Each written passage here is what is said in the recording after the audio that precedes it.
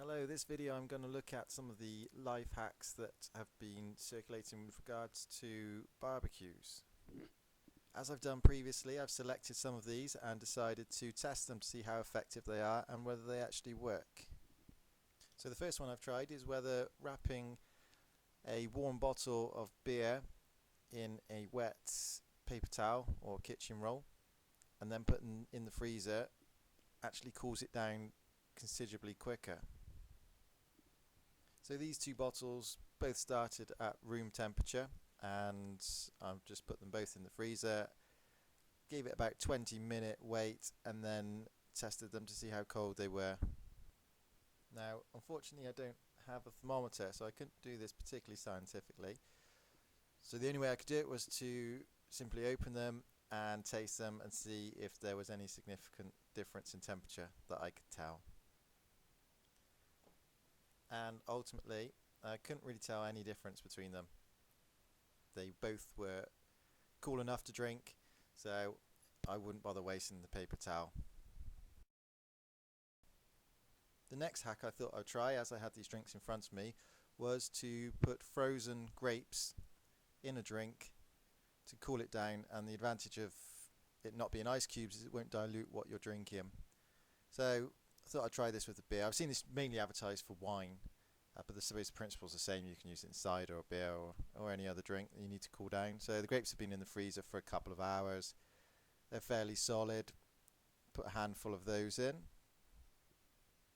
And as you would expect, these work the same as ice cubes would.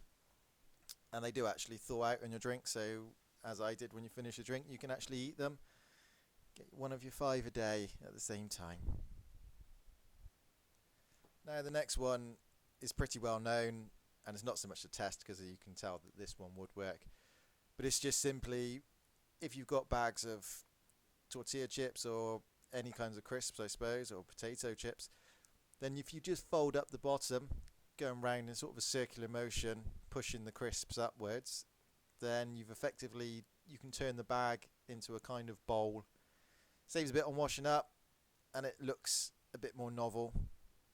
And then as they all get eaten, you can just keep going around pushing up the bottom of the bag again to keep everything at the surface. And while I've got these Doritos, I thought the next hack I'd try would be whether you can use them as kindling to get your barbecue started. So as you can see, I've just lit some here, put them in a barbecue, and they do burn for quite a while, so you could easily stack the coal on top, and that will definitely work. And still on getting the barbecue going, you can light the end of a piece of spaghetti. Now it actually did take a few seconds before the spaghetti actually did ignite, but again, very useful if you're getting the barbecue going with lighter fluid or something like that. You don't necessarily want to get too close with a lighter on your hand, so you can just get it lit from a safe distance.